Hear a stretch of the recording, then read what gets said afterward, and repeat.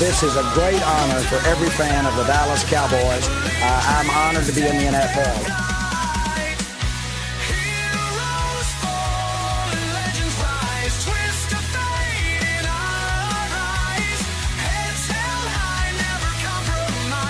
What can I say? Mamba out.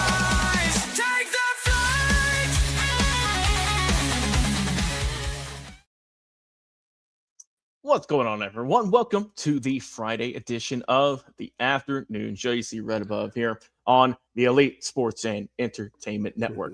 It is Friday. It is February the 20th, just after 2 o'clock local time, and we are glad to be back on your airwaves, watching us on YouTube, Facebook, or Twitch. You can also go check us out on all of our platforms and our link tree in the description. You can watch all of our shows with the Afternoon Show, as well as the other just copious amounts of content we have, whether it be individual channels talking about pop culture, talking about music, movies, comics, other individual sports in greater detail. Find all that at our link tree in the description. Myself, I'll be your host and producer, Logan Landers, and Joyce joining me to my this left, this right, Jay McLovin. Whichever way it is, he's always here. He's always helping out. My brother Jay, how's it going, man?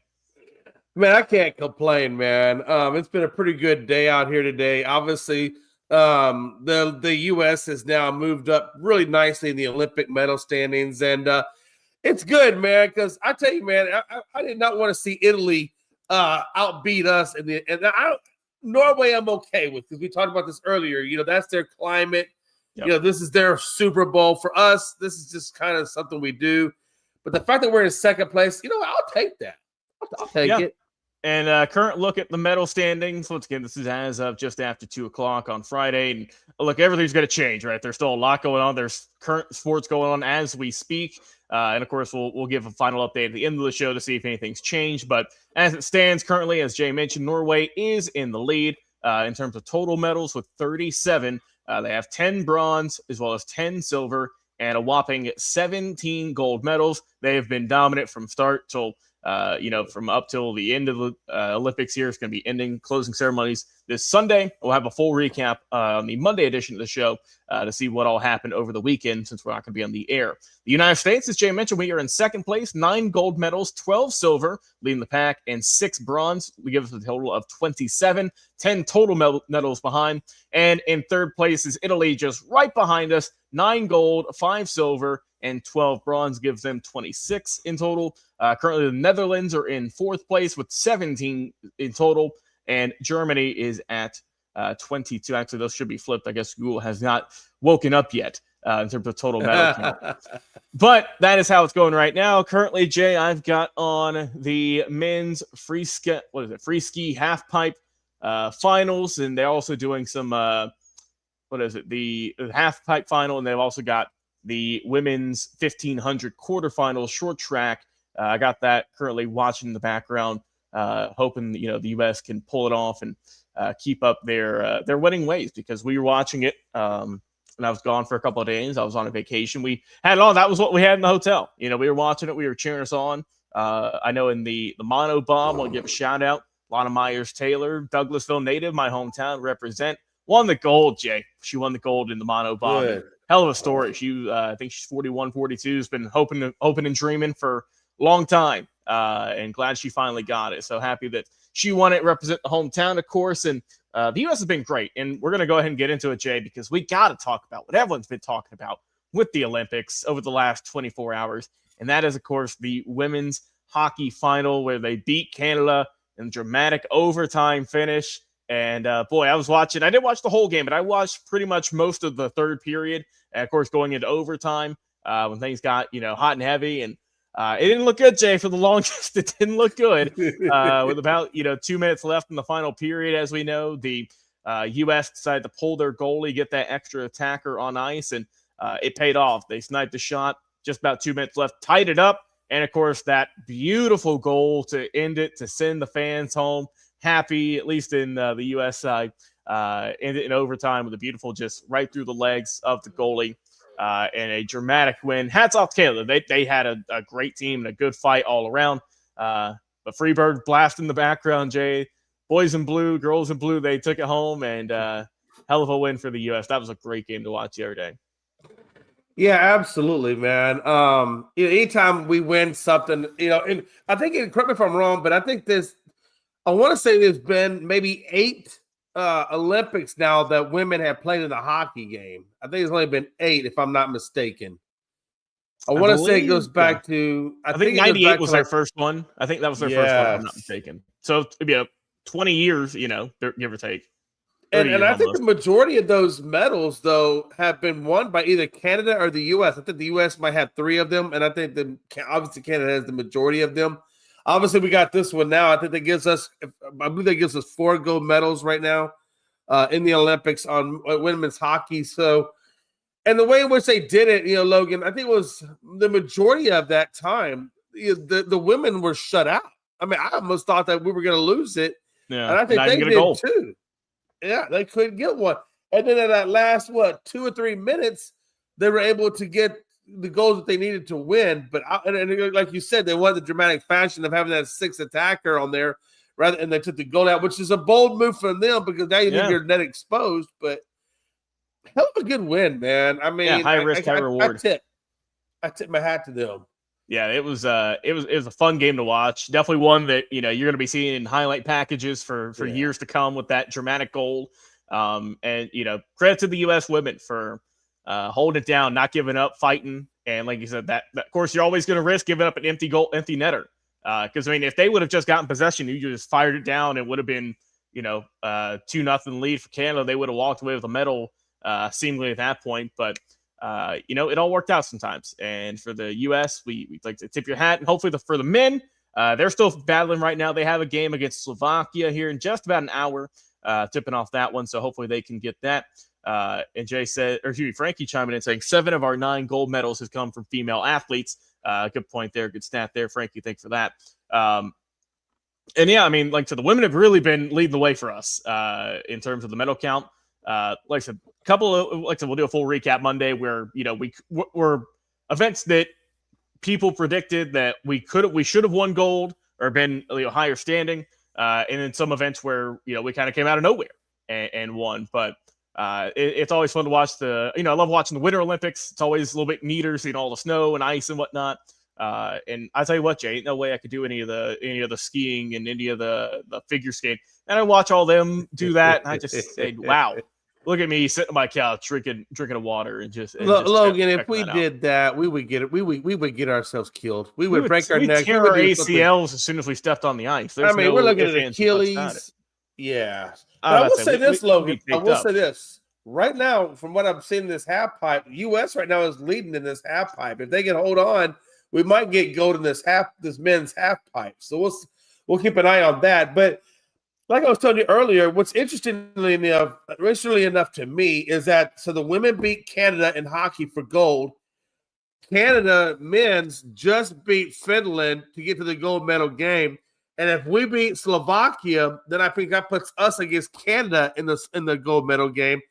And if by chance we were able to beat Canada in the gold medal game, then that means men's and women's would have gotten gold both against Canada. Yep. Oh, Canada, how you suck today. I know one thing, Jay, is that the bald eagle is stepping all over the goose right now in Canada. We're rolling right now. Right now, that bald eagle is pooping maple leaves all over the place. We'll give a full recap, see if anything's changed, of course, here at the end of the program. But just want to get that out of the way there. All right, Jay. Wrapping up the Olympics, we're going to move on to a sport that's currently not in season, but it's always in season. That's football, of course. And as we know, the NFL draft coming up here in about 2 months, give or take. And free agencies should be kicking off here in no time. And both of our teams and for teams around the league, a lot of retooling, a lot of interesting ways you can go about it with kind of Seattle with how they kind of, in a way, reset everything because you walked into the season and not a whole lot of people picked Seattle to win the Super Bowl, right? You expected the heavy favorites, of course, of, Kansas City or Philadelphia to repeat or kind of the heavy hitters. And, with Seattle, we knew they had a good defense coming into the year. They had Sam Darnold, who a lot of people still scratched their head and said, why the hell why did Minnesota give him up? And boy, that really, you see it nowadays. You see it now where that hurts even more. And also, we got Frankie here saying Seattle's up. So yeah, the ownership, they're changing ownership, not general managers or anything, but just the longtime owners are selling the team. I can give you about 75 cents from in my couch, and that is about it. But yeah, the Legion of Boom up there, they're still the dark side defense now. We ain't gonna be having any of our names on that one. But Jen, let's talk about free agency. I know you've kind of been looking around a little bit, kind of getting some preliminary looks at some guys who are more than likely going to be leaving their current teams, or maybe some spots or some players that you feel could be going to a new home here in the start of the 2026 season. So let's just chip on over to you and see what you got on your notes over there. Yeah, let's start off with Kenneth Walker III, the MVP from the Super Bowl for Seattle. Now that he is MVP and he is a free agent, he's going to want some money, Logan. So I don't see Seattle paying money to keep Walker III when they have Charbonnet, who's coming off injury, obviously. Yeah. They have Charbonnet in the wings. And Charbonnet, if you remember, he was playing lights out over the regular season. So I think that kind of makes Walker III expendable a little bit because Charbonnet will be a little bit cheaper to keep. And I think they can get another running back either through the draft or through free agency. So they have other ways they can mount up those running backs. So I think Walker III is going to be available free agency, and it's really going to be kind of interesting to see who takes him in that, and who really needs a running back the most. I'm thinking off the top of my head, Denver. Dobbins obviously got hurt. Harvey really didn't do a whole lot of good job in the load behind him. So, and I think Denver is right there in the mix. I also think Minnesota could be there. With Aaron Jones, I think Kenneth Walker III could make sense there as well. So there's a couple of places maybe we could see him going. I think Denver, for me, would be the most likely place, and maybe even Houston Texans if they don't believe that Mixon. You remember Mixon missed all of last season with injury, and they really had. They had what's that one kid, that one young kid. I cannot remember. His name is escaping me. But, I believe Willie Marks. Yes, Willie Marks. Now they have him, and maybe they pair up him with Willie Marks and let Mixon go by the wayside or trade Mixon. So I don't know, man. There's a few places that could use them, but I think Denver would be a good spot. What are you thinking? I think so, but also I think if you're Seattle, you want to try and keep your core as much as you can, obviously. Right. And, him and Charbonnet, I felt like if Charbonnet was healthy during the Super Bowl, they would have won by a landslide with how well they played. Right. And like I said, the fact he won MVP, and look, he didn't have, it wasn't like it was a phenomenal, he had a good game, but it wasn't like he ran for 350, 4 touchdowns. He had a good game. He had the best game in a very much defensive-minded Super Bowl. So he does have that trophy, which we're not knocking him, of course. And that's definitely going to help him in free agency talks. It's going to give him a little bit more money. But I feel like if you're Seattle, you want to keep your main kind of 3 guys intact, as well as, of course, your receivers with JSN and all the other tremendous talent they have over there. You want to try and keep your young core with those guys in there as much as you can. But I think Denver would be a phenomenal pickup with a team that, like I said, I thought Denver, they had a really good year, and they just kind of struggled. They became kind of one-sided on the offense side of the ball. Bo Nix, he had a very good year, obviously. Right. Defense had some bright moments, of course, but we're kind of lackluster in that running game. But I feel that, I do think that Walker will stay ultimately in Seattle. I think that he's going to get the money, but as Frankie mentioned, as we brought up here on the show, it really does kind of depend on the new owners and if they're willing to spend, if they're willing to keep those tremendous players intact, or if this is just kind of a one-off. Because we've seen teams before, Jay. You win the Super Bowl, or even if you get to the big dance and you lose it, all right, well, hey, good try. Let's blow up the team. Now, I hope that I don't think they'll do that with the just the amount of talent they have. And also, they're gonna defense is still first, so. I wouldn't be surprised if they lose Walker, but I think that they are gonna, do as much as they can to keep him out there, in Seattle. Now, a couple of other, kind of bigger names, maybe some older guys that have been around the league for some time that, Jay, they might be done. They might be a little bit older, but they still provide some value. Some guys are going to be some UFAs, and also or just cut. Let's go. Quarterbacks are always a fun one, right? Quarterbacks are always interesting. So I mean, you got Aaron Rodgers, of course, out there in Pittsburgh, perhaps. Kirk Cousins, it looks like he's going to be cut here in the next couple of weeks before all that money comes into play. And I see some other kind of guys like Joe Flacco out there in Cincinnati. Any kind of one more squeeze of that towel, or you think they're going to ride off in the sunset? Man, that's a good question. In terms of Aaron Rodgers, I think he probably stays with Pittsburgh because I know McCarthy likes him. Yeah. And probably wouldn't mind trying to run it back one more time with him. I think Minnesota would be a good place because I don't think they believe in JJ McCarthy. Kirk Cousins obviously could probably even wind up back in Minnesota. I think Justin Jefferson is begging that probably Kirk Cousins or Aaron Rodgers winds over there because his stats were horrendous under JJ McCarthy. No. And I guess maybe Atlanta believes enough in Michael Penix Jr. that they're going to let him walk. And I don't know if I believe in Michael Penix. We'll see. The knock on Penix is he's fragile. He gets hurt a lot. Well, he had 2 ACL injuries in college. Remember, he got drafted and I think he was 24, give or take, when he was drafted. So, but he was in that COVID, first year of the final year of the COVID draft.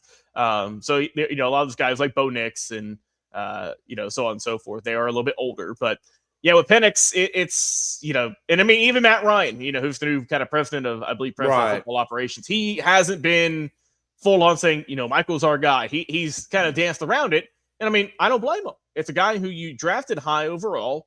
A lot of people thought it was a reach, and he had some good moments, but he hasn't been that first round pick type of player yet. You know what I mean? He's been a guy who, if you draft him round 2 or round 3, you say, okay, he's done well, but he hasn't, to me, and I mean, I watch the team here. I live in the city. He has been a guy who has yet to live up to that number one, that first round pick potential. And with him coming off an injury now, which shut him down for half the year, basically, that is, a little bit concerning. But I don't know what you do if you're Atlanta at this point in time, because you're not going to, I don't think they're going to back up the truck for another big name quarterback. You don't have a first round draft pick at this point in time.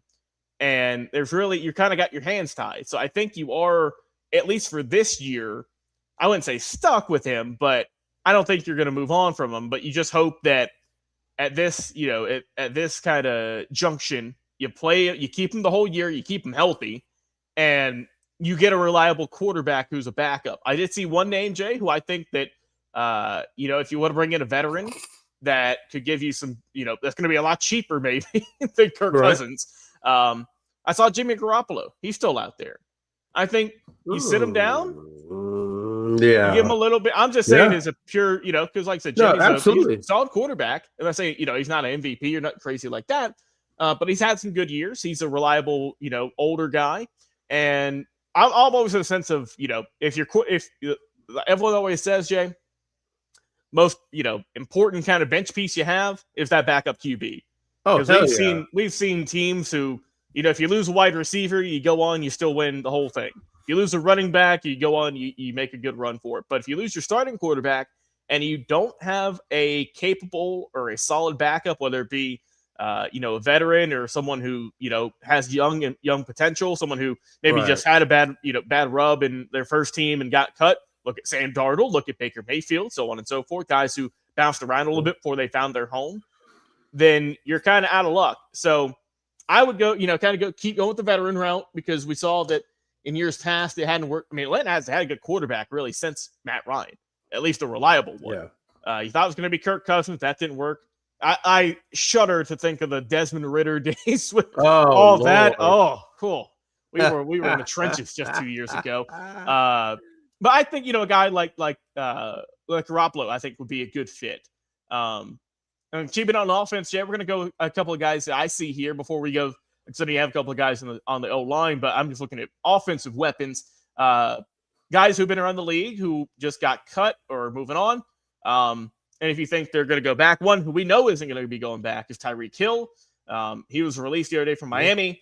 Another interesting name out of Florida, Mike Evans, is also up in free agency. I think Evans stays with Tampa. I think he's going to be one of those guys where he stays there his whole career and retires. He'll he's already got pretty much all the records, it feels like. And if he has to, he's going to be coming up on them soon. Some other kind of good names that could be out there for the wide receiver and potentially tight end route. Christian Kirk, who played in Houston last year. Deebo Samuel played in Washington. And of course, Travis Kelce. He is up for free agency this year. He's 36. Yeah. And David Njoku as well, the Cleveland Browns former tight end. All those are just kind of some of the bigger names who are up for free agency this year, as well as Dallas Goedert in Philadelphia. So pretty good names there who are going to be moving on. Any of those you think could benefit, could go to maybe your team out there in Dallas, or could be moving around the league here? Yeah, and it's interesting. I'm going to start off with just Travis Kelce first. I think he is at a point now where he's ready to retire. I really do. I think if you look at last year, he has lost some of that competitive edge, and I don't know if that's what's due to Taylor? What's her name? Taylor Swift. You know what I'm saying? Mm-hmm. But I definitely think there's an issue there with him. So I think he wind up retires. Njoku, though, the Cleveland Browns just let go of or put their offensive lineman Teller on the market. So now that kind of makes me think, are they in rebuild mode? And if so, are they planning on moving on from Njoku, especially since Fannin Jr., that rookie tight end, had just a huge uptick. So yeah. I think Fannin Jr. might be the replacement there, and I think they do move on from Njoku. Dallas doesn't really need a tight end, but what we do need is probably going to be another wide receiver, because I have a feeling that maybe Dallas winds up moving on, even though he had such a good he had such a good season for us. But I think our cap space is so tight, honestly, that I don't know if we can keep him. So I would not be surprised if Dallas went after Evans, or if they went after a Tyreek Hill, because I think either one of those two guys could go opposite of CeeDee Lamb and would have good seasons. So and it'd be at a much discounted rate, which then will allow Dallas to either pursue one more free agent or even their draft picks, get them under signing. So I'm looking for a pick.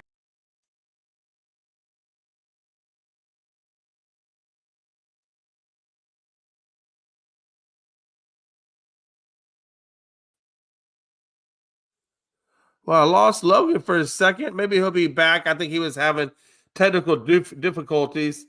So while we're waiting on him, I'm just going to finish up that one thing when I was talking about the free agency.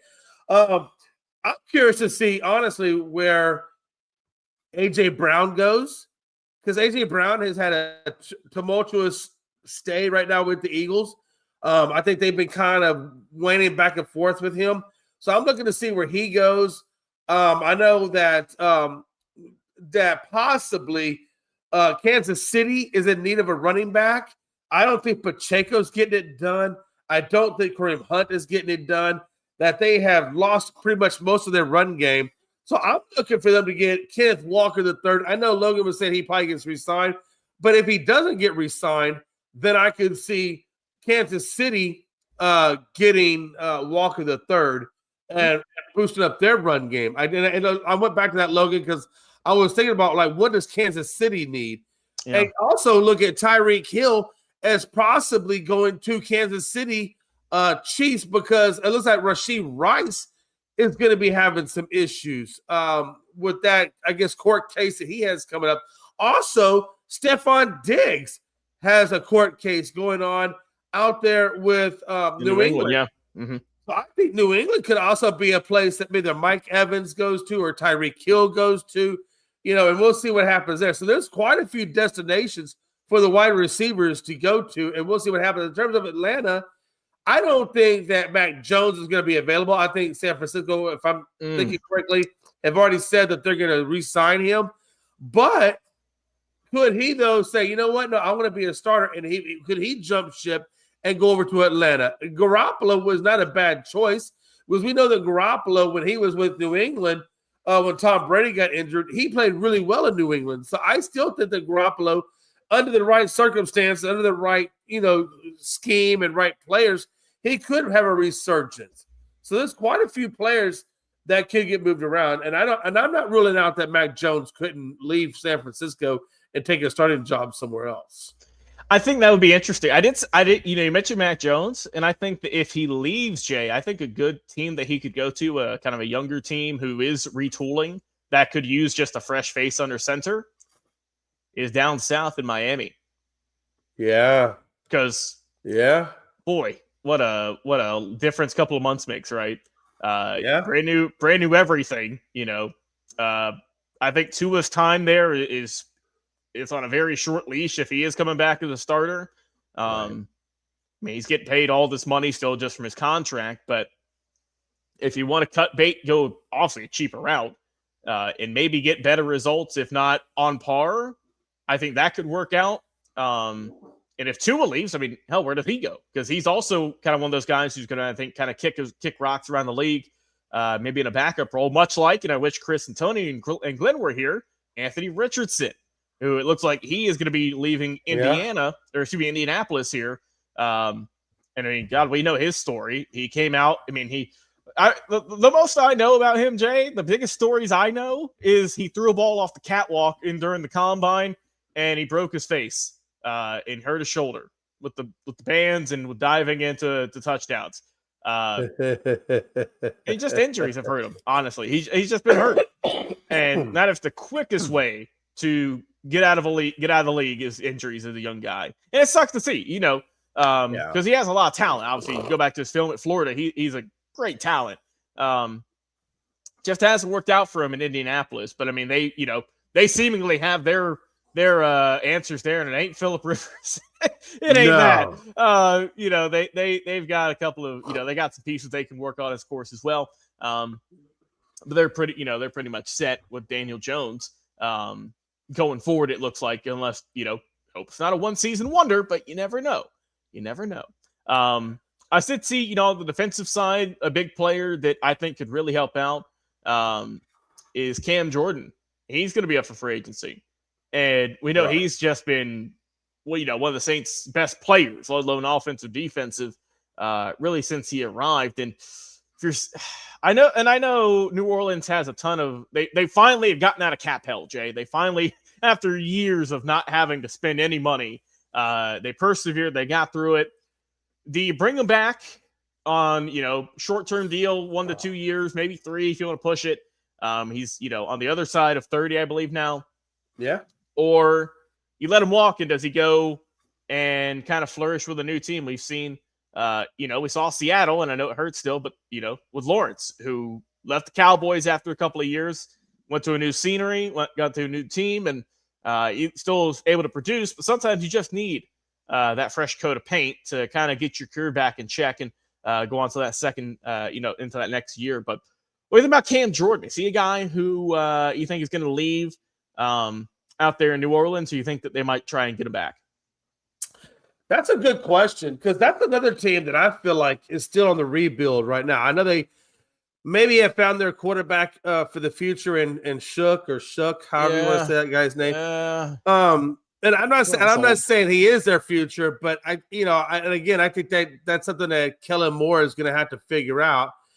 But that team is still very much in the rebuild mode, and I don't know if they're going to. If I was New Orleans, I'd probably get rid of Cam Jordan and see what kind of picks you could get. And I don't even know, is he a free agent now, or is he still on the team control? Let me pull that here. I believe he is just a UFA. So he should be free to kind of go wherever, as far as so if that's the case, then. If that's the case, if I'm New Orleans, I don't think I bring him back. I think I let him go, because the problem with New Orleans is, just like Dallas, they don't have no cap room. No. Like, they have zero cap room. So they're not really going to be able to go out there and just grab free agents like they would like to grab free agents. So I think they got to try to free up as much cap room as possible. And so, and again, like you said, he's on the other side of 30. They don't have a lot of cap. So I think they do let him go. And so I think we see where it goes from there. So yeah, I think Cam Jordan could definitely go someplace differently. I also think Trey Hendrickson could go someplace differently. Yeah, I think with Hendrickson, and we talked about this pre-show, I think Las Vegas, if they end up losing Max Crosby, if they end up, cutting him, trading him, whatever, that would be a viable replacement. You ain't going to be getting the youth from him, but you can still sure as hell get the production from Hendrickson. And also, too, Jay, I think another team that could at least inquire, I don't know if it's going to be, it's not, I don't think it'd be as hot, but I think Atlanta could at least go into the sweepstakes of maybe getting Hendrickson. I say that because with the uncertainty surrounding James Pierce Jr., who we know had some legal issues, and we don't know what his status is going to be for this year. We don't know if he's going to be on the team. We don't know if he's going to be in jail. So that is tough, obviously at this point, given all the charges he has against him, which you can go check him out if you haven't seen him already. So I think those could be two potential landing spots, but another kind of veteran, Jay, who had a really good bounce back year, I feel, is Khalil Mack. Could Khalil Mack head back to Vegas? Could he go back to the Raiders and kind of end it where it all started? Because he's a free agent. He's about, I think he's 34, 35. He had a very good year in Los Angeles with the Chargers. And so if he wants to kind of stay on that West Coast side, he could go, I think, go back to Vegas under new leadership and whatnot. But I mean, there's a lot of, also we have a pretty good and deep free agent class from kind of top to bottom, in all, pretty much all positions. And of course you have guys from across the league who, are always at that threat of potentially getting traded or cut, as well, who are going to get opened up here in the next, honestly, I think the cut day that won't affect your cap space in the next week or two. It's early March, I know that much. So a little bit later, we'll start seeing more guys. Maybe might be a surprise, might not be, getting cut from their current teams and moving on to free agency. But right, I gotta ask you, Jay, are you guys gonna pick up Diggs? Are you gonna go grab him once again after you gave what did you give up, a ham sandwich for him basically, and he played in one snap in Green Bay? Yeah, I mean, you could sign him back for pennies on the dollar. No, we're not going to do that. Okay, we're not doing that. All right. No, I think I think that's why Green Bay let him go. I think they just brought him in because they had lost one of their guys. I felt like they brought him in as a one-time filler. It didn't really work out for them, and that's why you saw him get released right away from Green Bay. And I think just Trayvon Diggs is done in the NFL. I don't think he's going to be able to carry on at this point. I think Diggs is just done, honestly.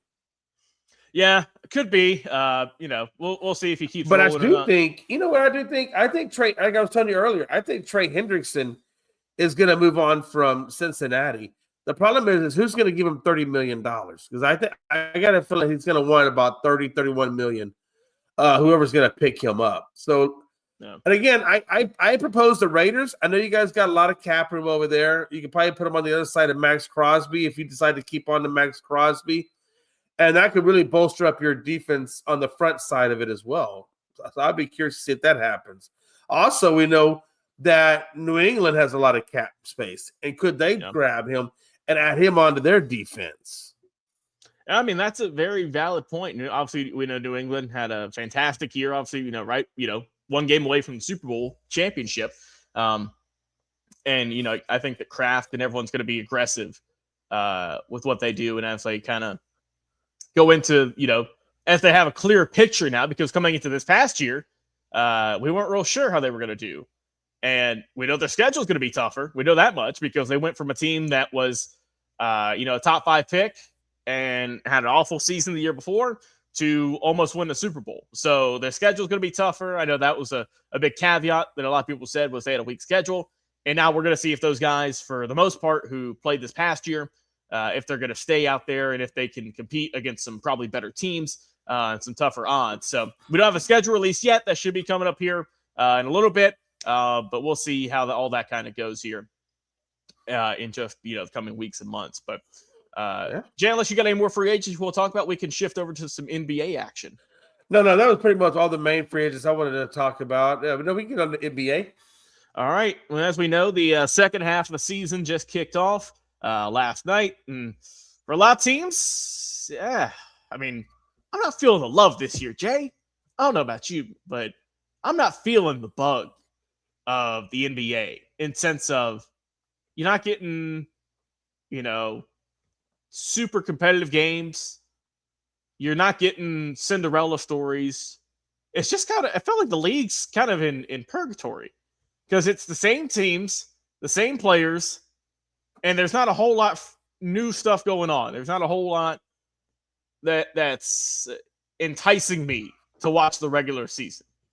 Obviously, you have the hot shot rookies, of course, with Cooper Flag and so on and so forth.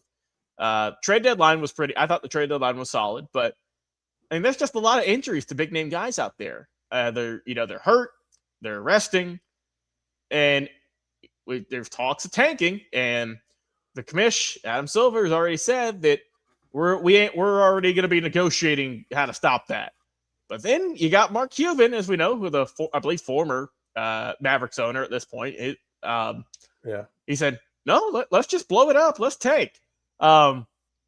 Which I think is pretty funny coming from a guy who his team just had the #1 overall pick.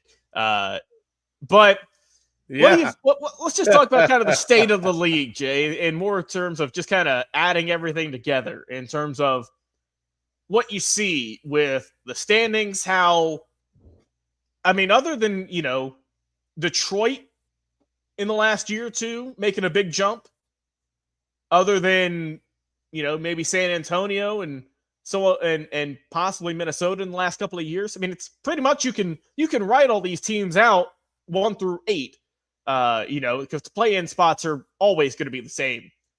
But for 10, let's just do armchair commissioner. What do you do, Jay, to maybe shake things up? Because look, the All-Star format, God bless it. They're trying everything.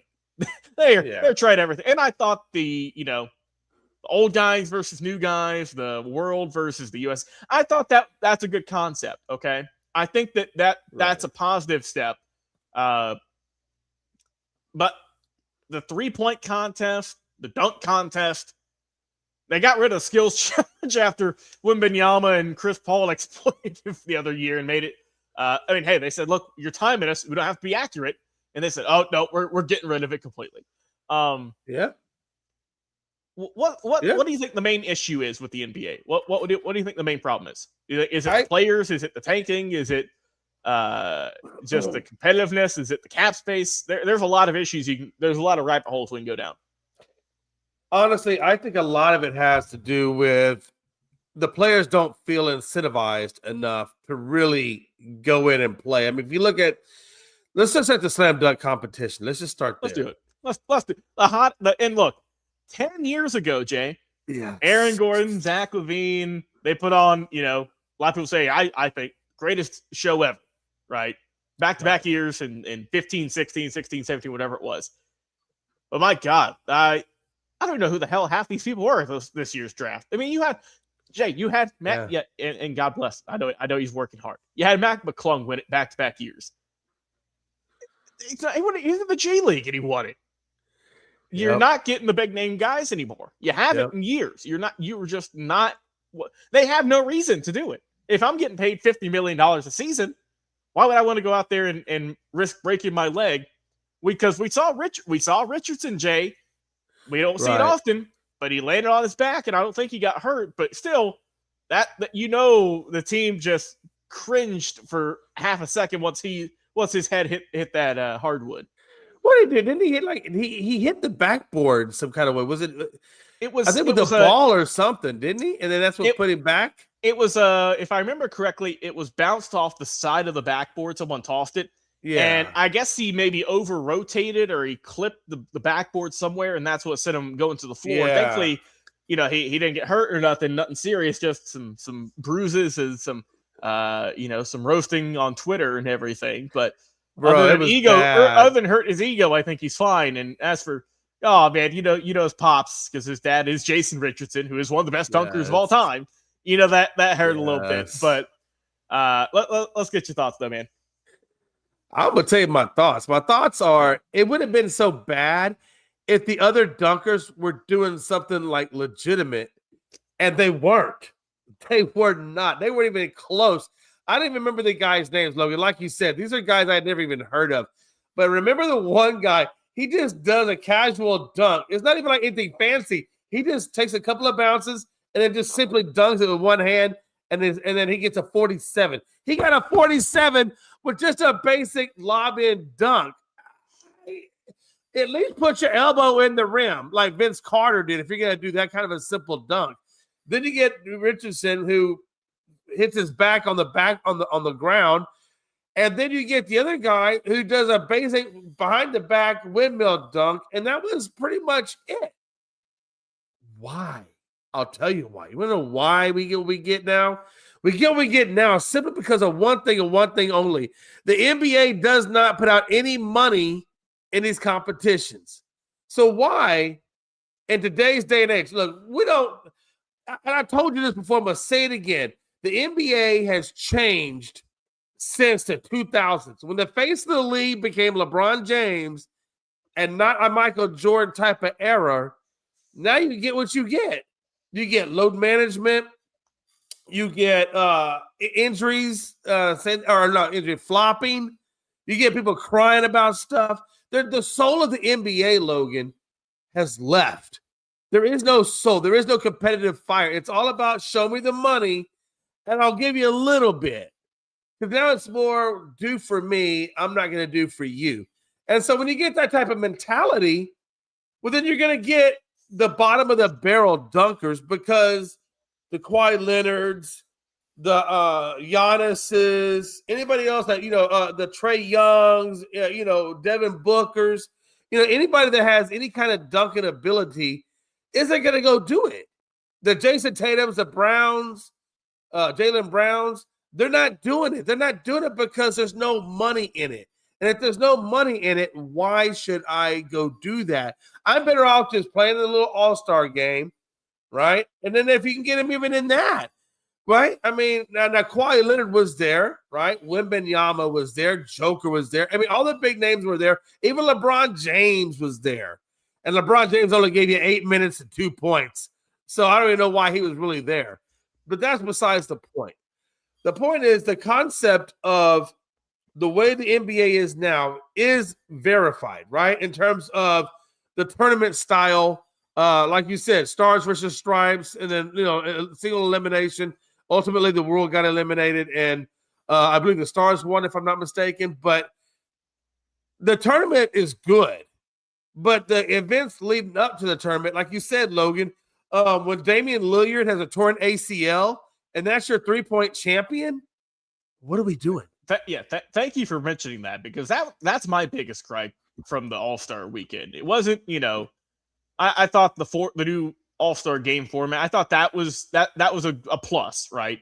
I thought, okay, because you gotta shake it up a little bit. Dunk contest, that's been in hell for years at this point. But my issue with the 3-point contest is, and they did with the dunk contest, so they said might as well open up to the 3-point contest.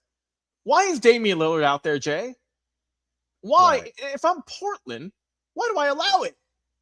This is a guy who is the face of he left for a season in Milwaukee, but is arguably your best player since, Clyde Drexler and company back in the 90s. Right. He is hurt, Jay. He hasn't played a minute this season due to recovering from a left Achilles injury. Why on God's green earth is he in the 3-point contest? Why do you allow that? Yeah. If you're the owner, if you're the GM, if you're the coach, why don't you say, well, if you can, but you're going to come back to play on the court. If you can shoot threes and also you're not just standing in the corner, you're going from point A to point B, so on and so forth. If you can do that, I can't you go on the court. Right. Either you're healthy or you're not. That's what I don't understand. I didn't get to watch the 3-point contest because I had other things going on. But who else was in the 3-point contest besides Damian Lillard? Let me get that pulled up for you here. So I have a feeling. I don't think Steph Curry was there. I think Steph Curry was actually injured, if I'm not mistaken. Let me see here. Let me scroll through all of this because it was a ton. And let's not forget, Jay, the All-Star, not the All-Star game, the celebrity game where you had. Oh my God! He had Shams Charania, the resident NBA guru free agency guy put up 0 points, didn't do a thing. I thought that was funny. So you had it. I would say the 3-point contest had some. I think the 3-point contest has surpassed the dunk contest in terms of value, right? Right. Which it's crazy for me because it ain't like they're not doing behind the back shots or anything like that. They're just shooting threes, which it's fun. It's cool concept, but for me, I think dunk contest as a whole is a better, for me as a viewer, I prefer to watch that. But the 3-point contest had the following players: Damian Lillard, who'd won the thing. You had Devin Booker in Phoenix, who's been in it multiple times. You had Con Kneppel, a young guy from Charlotte, who, he's a young rookie, second-year player. You had Donovan Mitchell, as well as Norman Powell, Jamal Murray, Tyrese Maxey, and Bobby Portis Jr. Other than a handful of guys, right? You're watching for Lillard just because the guy ain't played all season. And we'll see how he does, okay? Yeah. Booker, Mitchell, those are kind of the, A-tier guys who, you want to see them do well. You have a young guy in Kneppel who's done some good work in Charlotte, but if you don't follow the team, you don't really know much about him. Look, no disrespect to Norman Powell or Jamal Murray or Bobby Portis or Tyrese Maxey. All good players, but they're not creme de la creme. You know what I mean? And it's just been tough overall for the All-Star game. And as long as we've been on here, we've brought up many ways how we can fix it. Absolutely. How we think what we would do if we were, in that position. They've changed some things, but ultimately the product still, there wasn't a big boost, I don't feel, for this. Like I said, you pay the player. You brought a point earlier I want to go back to. You said, well, they're not incentivized. You don't pay them. Right. Why they aren't, what they're putting that money they should be putting the NBA All-Star game into? You know what they're giving away? The NBA Cup. Let's be real. NBA Cup. Let's be real, Jay. Let's be real. There's been 2 or 3 years of that. I think the Knicks won it this past year. I personal opinion. If you have if I'm wrong, please let me know. Does anyone care, Jay? Do you care about an in-season tournament that doesn't mean anything other than the court changes? I don't understand the NBA Cup. I don't get what's the point of it? Yeah. And also we got Joe chiming in saying, the All-Star game was boring. It was very boring. Yeah. Normally I see, I either watch it or I see clips and I'm like, oh, hey, this is cool. I want to go back and watch. Jay, there's been years where I wasn't able to watch it live, but I'll record the All-Star game or the dunk contest, and I'll say, all right, I'll watch it later because it's going to be good. I haven't done that 5-6 years. I don't have a need to. Hey, real quick, if I can, the U.S. did get the gold in the half pipe. Yes, they did. I got it in the background right here. I'm watching the celebrations, and I see the U.S. all smiles, Jay. And but Frankie was doubting it though. I saw Frankie in the group chat was saying he thought that the Canadians were going to take it, and I said, no, Frankie, we're going to get it. So you got to have the bald eagle flying, man. You gotta get it going. But no, hey, good work all around, and another gold medal for the U.S., Jay, and that'll put us at 10 now. Thank God, man. We needed another gold medal, and if we could just get it in hockey now, I'm gonna feel a lot better about it. Yeah, like I said, we still got the weekend, and also we got a chime in here from Robert saying, "I've not seen an All-Star game for any sport in over a decade." Yeah, you're not missing anything, Robert. Oh. You're not missing a damn thing, man. Well, because think about it, Jay. What are the really kind of the only All-Star games? You have the NBA and MLB. All right. Because NFL, they have the Pro Bowl. I don't count that as an All-Star game. I don't even know that's its own thing at this point. I could care less. And that's my personal. I've never cared about the Pro Bowl personally. There's no incentive to it. It's just you're there, right? It's a collection of guys who are paid to go to Hawaii for a couple days, and they're playing flag football years ago. Now they just have skills competitions. I enjoy the game. I enjoy the sport. I don't enjoy that much to watch, all that. I gotta be honest with you.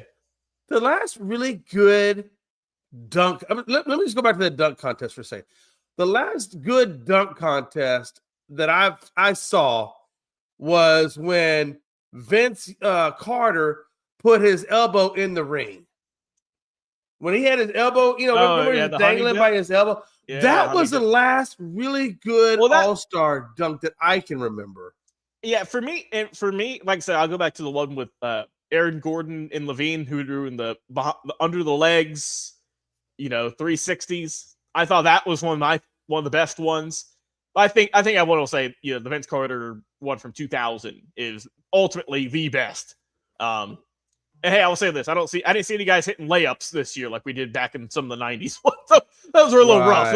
Let's not get it twisted. Everything wasn't grand back then. Also, Robert saying he's been boycotting the NBA, Jay. He hasn't watched a game. I don't blame him. They sold Supersonic. So that's been close to 20 years. I think they sold them in 2008 is when they moved over. Yeah, so about 20 years. I think it's been around there. Robert probably knows better than I do. That I would. I think it was early 2000s. Hey, but Robert, I know you were happy about the Seahawks win, though, baby. I know you were happy about that. Here's the thing, though. I think they're coming back. We are going to see the Supersonics at some point within the next 1 to 2 years. I think we're going to see the Supersonics, and you're going to see that same green jersey that they wore. So, Robert, just be patient. I think you're going to get your team back within the next year or two, and then you'll be able to put that banner, that 79 banner, back up. Yeah. Back up in your Raptors. Excuse me. Yeah, and I mean, the NBA hasn't even had a new team since I think it was. I think it was Brooklyn, wasn't it? Brooklyn Nets. I think that was the last kind of the change that they had. I could be wrong, but I feel like that was the last team that they added. What was whenever New Jersey transitioned out to Brooklyn. I mean, they need they gotta have they need something fresh, whether it's right.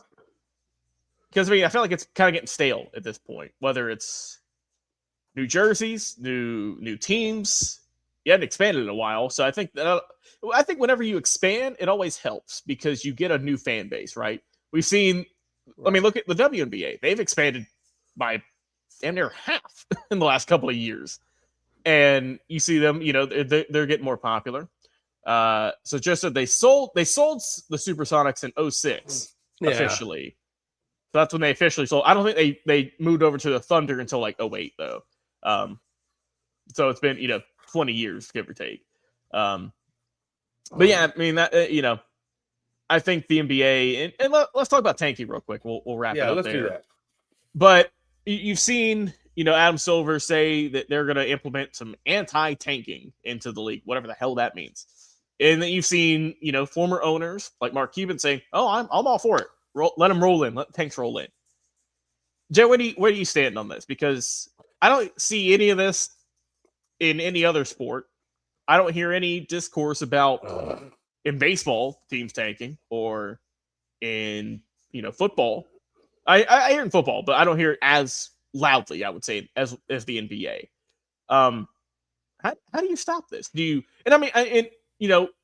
I think that when they implemented a couple of years ago the requirement that, all right, hey, if you play in X amount of games, you have to play in, I think, 65 games is the requirement now to be eligible for awards. I think that's a good start, but we're still not there yet. Is that something that you have to lower, saying, all right, or you have to play, or you raise, that you have to play in 70 games to, because that would mean you're only missing 12 per season, which it's tough, right? Because we know the league, physical league still, and see a lot of guys get hurt, but what are some maybe some ideas you want to throw out that can fix some of the issues we see with tanking?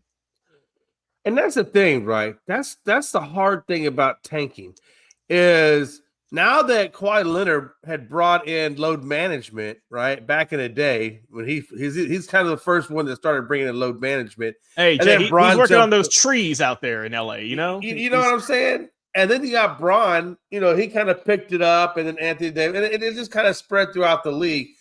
I don't know how you can prevent tanking. how are you going to tell somebody that they can't play if they're hurt? I mean, do you go get doctors? Do you get doctor's notes? Do they have to have it verified through the league? Like, I guess the league doctor going to be the one that goes in there and says, yeah, this guy can play, or no, he can't play.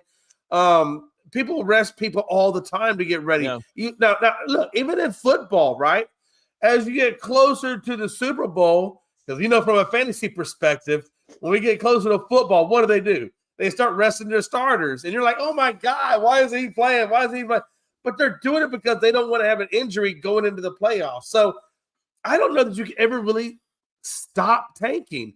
Do you put fines out there for that? Okay, maybe we start fining teams if we think they're tanking. But the problem is, how do you justify it?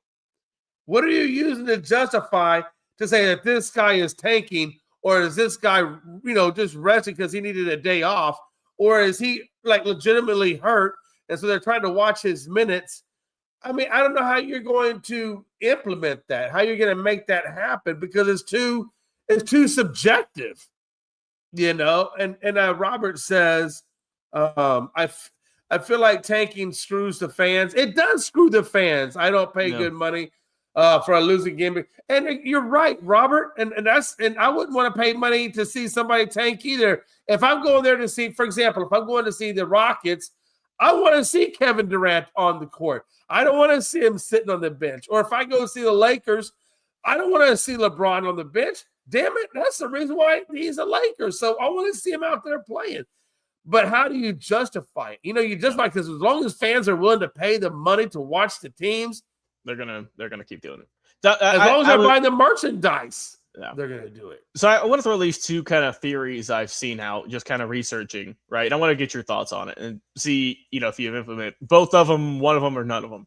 All right. So one that I've seen is how do you curb it, right?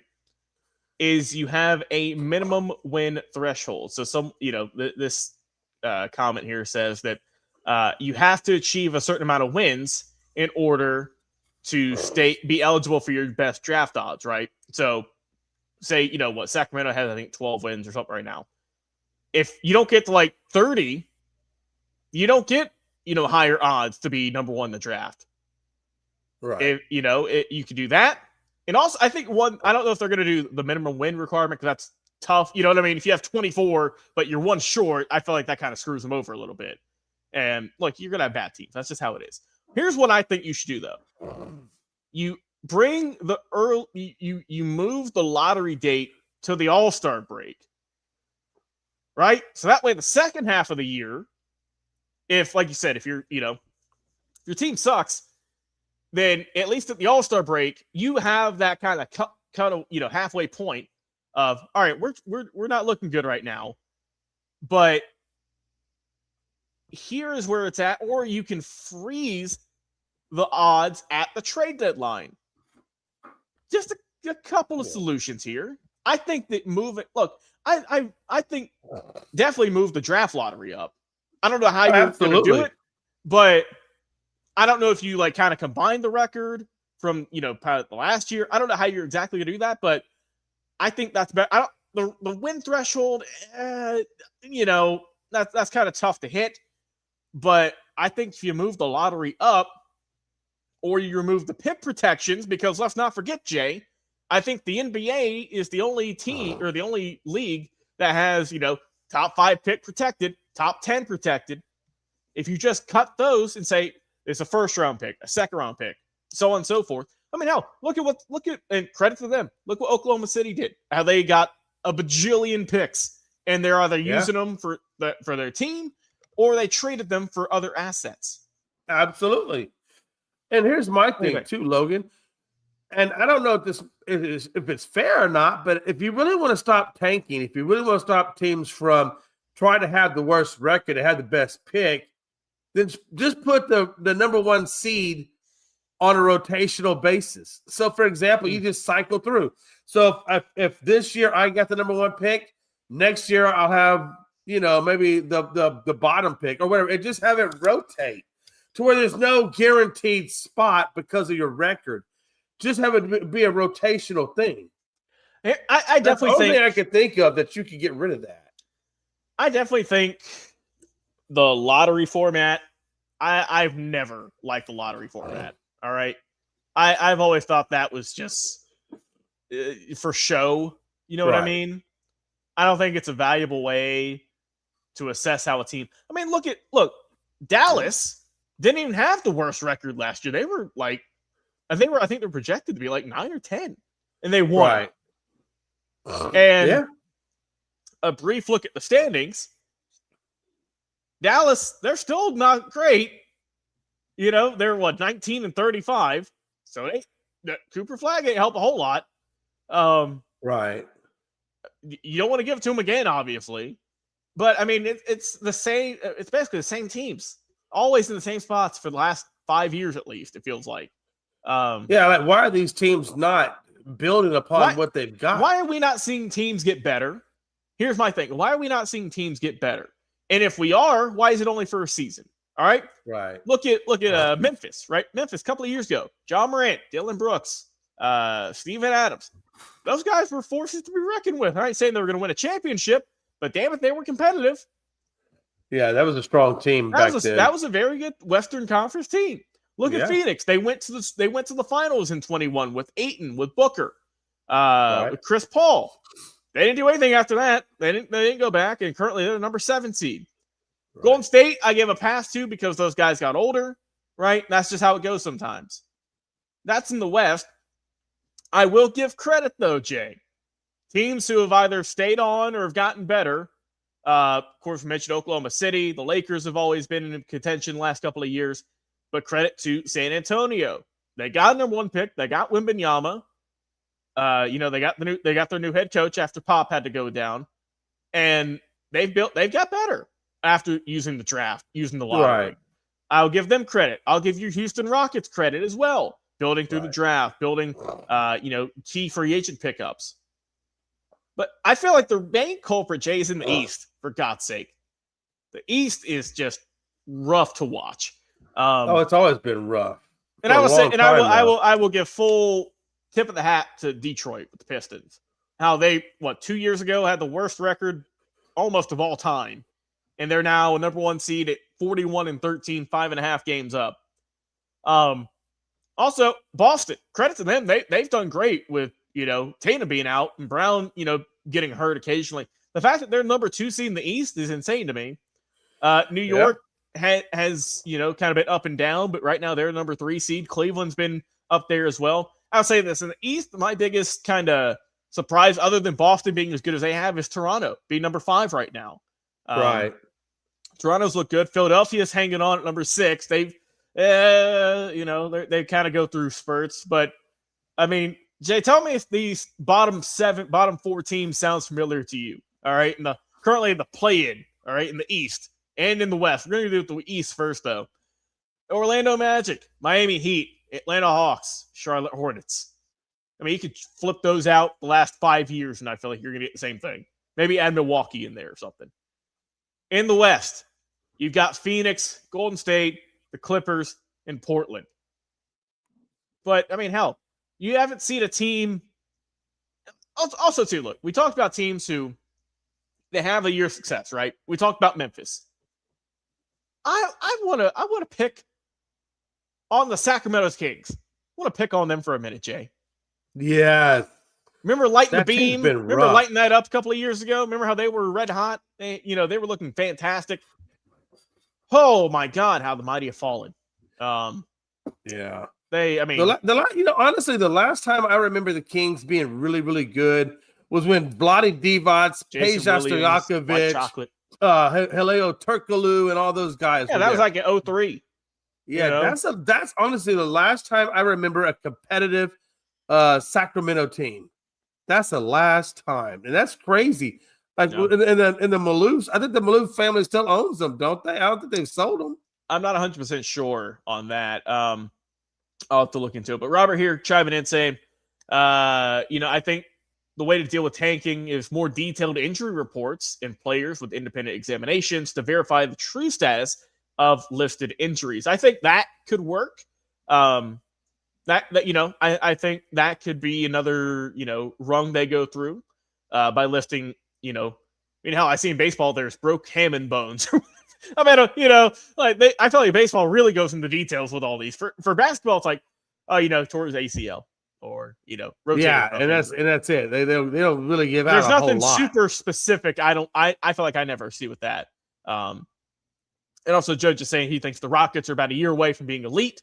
Let's get your thoughts on that. Do you think they're already there? Do you think one more off season, one more draft, and then you'll be kind of in, let's just say, top 3 in the West? We'll go, elite, top 3. In all honesty, Logan, the weakness right now with the Rockets is the point guard spot. Because we lost Van Fleet due to injury, and that really, and then not that Amen Thompson hasn't done good things.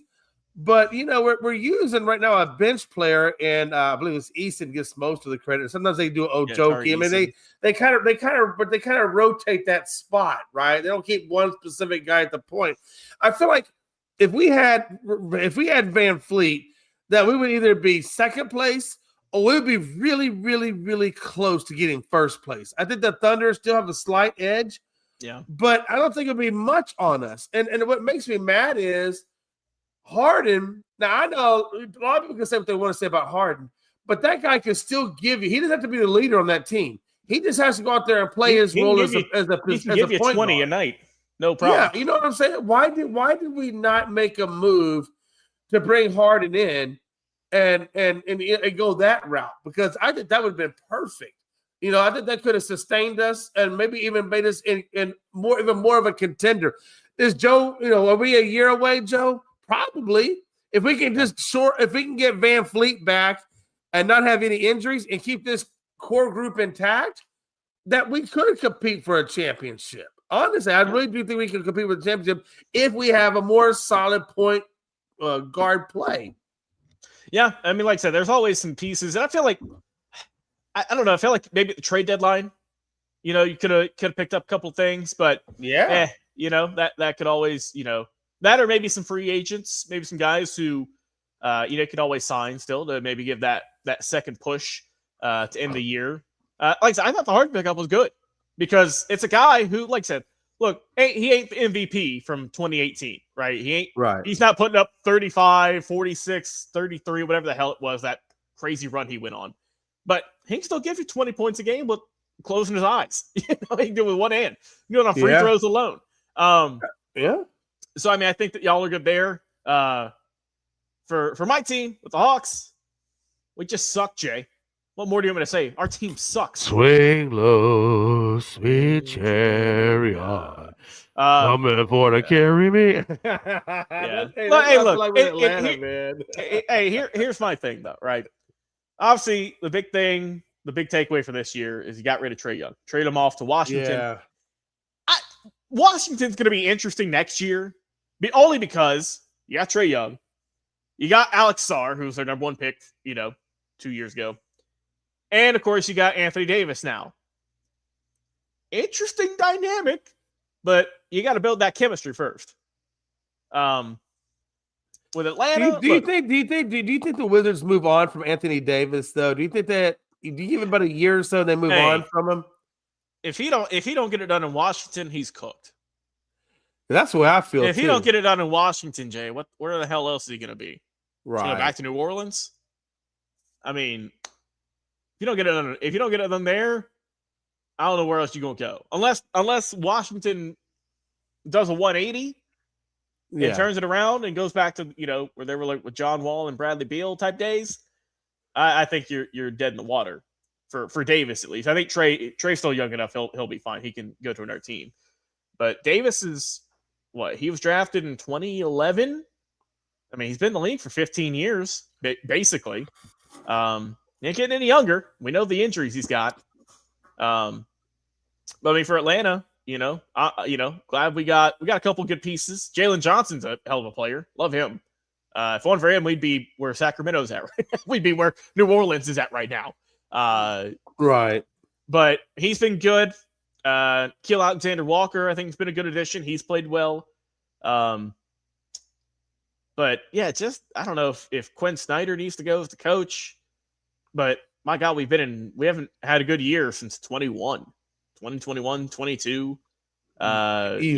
Whenever we beat New York in the conference, or excuse me, in the divisional round, going to the conference finals and whatnot. I mean, we haven't done anything since that. And Atlanta has been a strong defensive team in years. I don't know what the problem is. Hey, let's not forget, Jay, we had Kristaps Porzingis for a week, I feel. We had him for a cup of coffee. Now he's in Golden State before whatever the hell is wrong with him, man. I hope he gets healthy because, my God, I haven't seen him on the court much at all. So I hope he gets whatever is wrong with him under control, finally, so we can get back on the court. But yeah, it's hey, we won last night. We beat Philadelphia. Embiid didn't play, but win's a win. We're 3 games below 500, currently at 27-30, and we're going for another play-in game. Hooray! Yippee! What do I have to be excited about? A chance to get knocked out in a round? Yeah, we just haven't made that step. I don't know if it's free agency. You know, I mean, we haven't had Porzingis was a big name for us, but he didn't play. You know, it didn't work out. I think the smaller names that they've got who've worked out, I mentioned Alexander Walker, who's done good. Dyson Daniels has been phenomenal for them.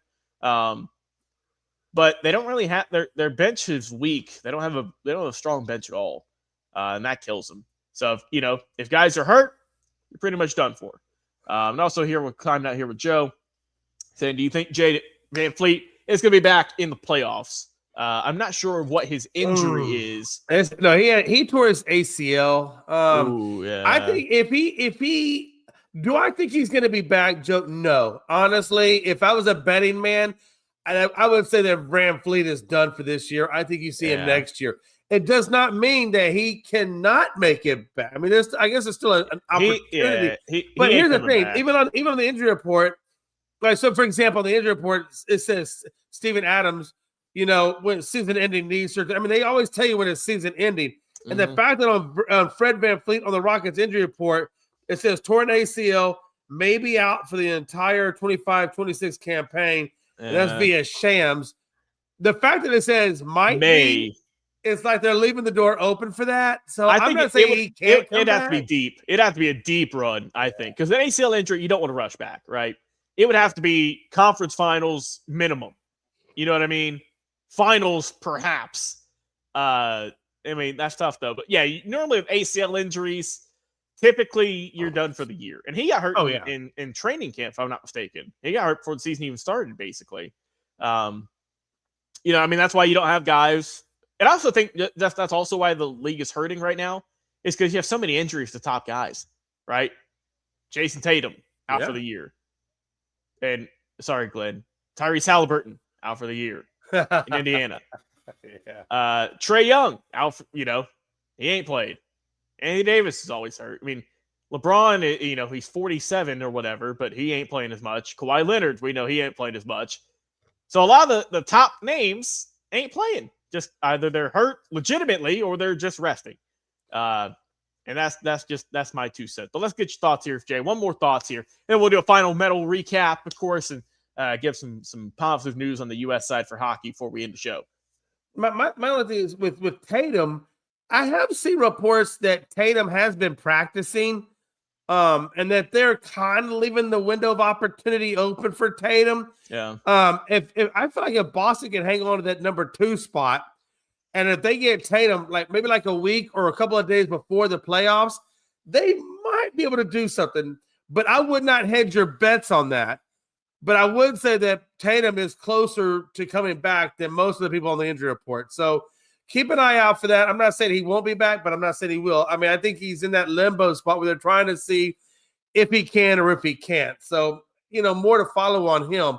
Yep. But as far as the standings go, man, I think Houston is probably right where they should be at the number 4 spot. And we're going to see what they do. I think the Thunder are going to be the Thunder. I would not put anything in that injury report to valid use. I think the Thunder are going to be 100% come playoff time. I think the Knicks are not going to get it done. I think the Pistons are going to walk into the playoffs unless Boston can do something. I think the Pistons are going to be in the playoffs. Yeah.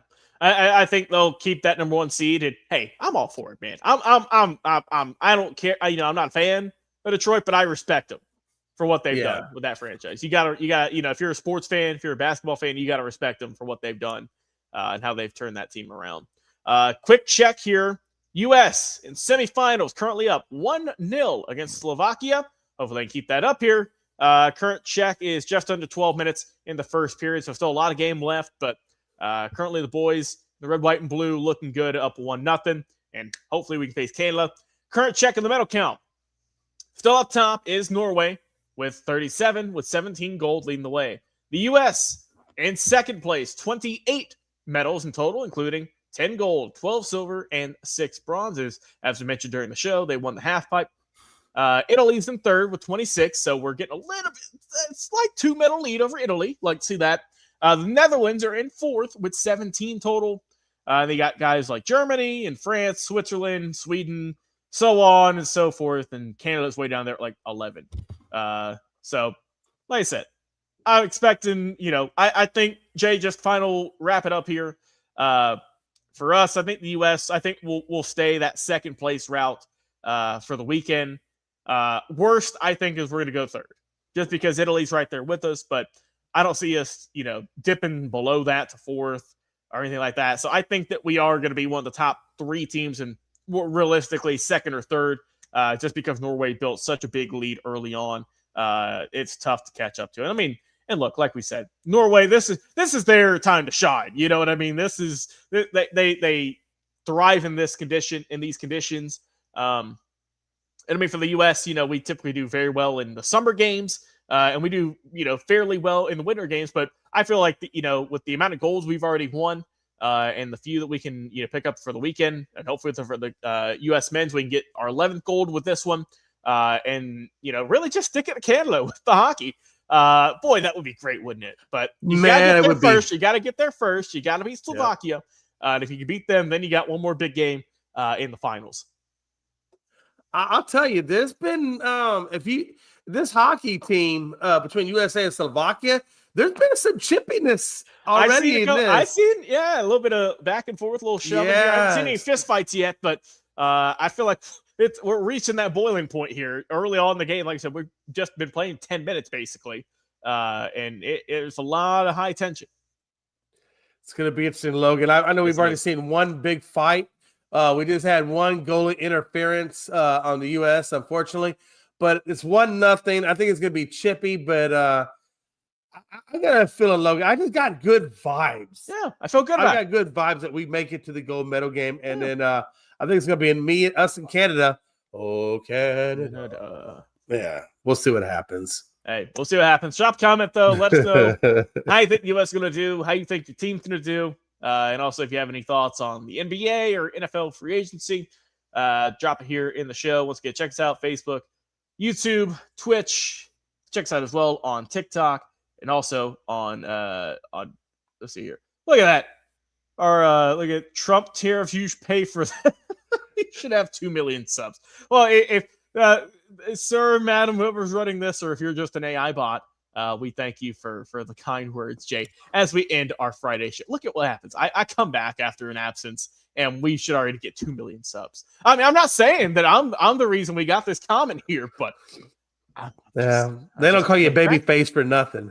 Oh, he said AI bot. Good one. Oh, hey, cool. All right. Hey, well, there we go. We got the power of AI, Jay, so we're good to go. But appreciate all the love and continued support from this one here. We got Joe, Robert Wardell checking in, and of course, Frankie C, our boy. Hold it down out there in New York and get ready for a fantastic weekend. Watch the Olympics, get the final ceremonies. We'll be back on Monday. Full recap and everything else that happened over the weekend. Take it easy, guys. Enjoy your week.